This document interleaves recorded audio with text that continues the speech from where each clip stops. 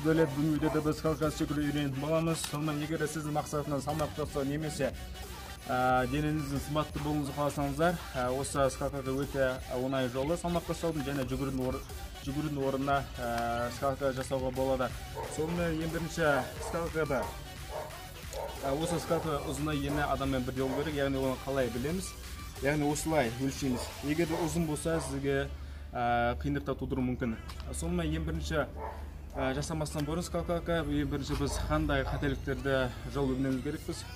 Соған кеттік. Жасайтын қателіктері секіріңіз ең қатты болса аяқпен ауамен секіру, және ол тамырлар зақымдауы мүмкін, және варикоз шығып кетуі мүмкін, және де ол өте қауіпті үлкен салмақ үлкен кісілерге. Сонымен қатар басқа да ең бірінші қатты секіру, бірден баса алмай жатып, ең бастаушыларға қатты бірден секіру болмайды.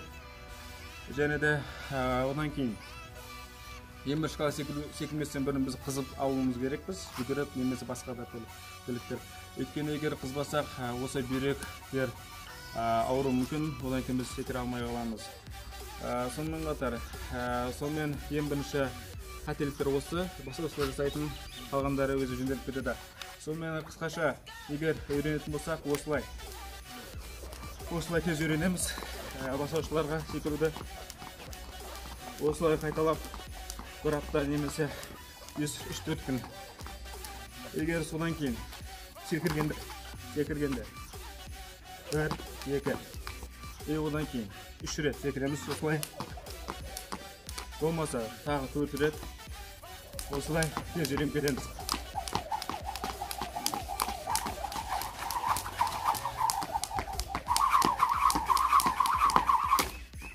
Егер де осы видео скалка секіруді түсініксіз болса, комментарий жазыңыздар. Егер де басқа да спорт түрлері, басқа да турник бүрісі, немесе қандай спорт түрлерін қалайсыздар, мен түсіруге, мен сіздер үшін түсіретін боламын. Сонымен қош сау болыңыздар, коммент, лайк басып кетемін.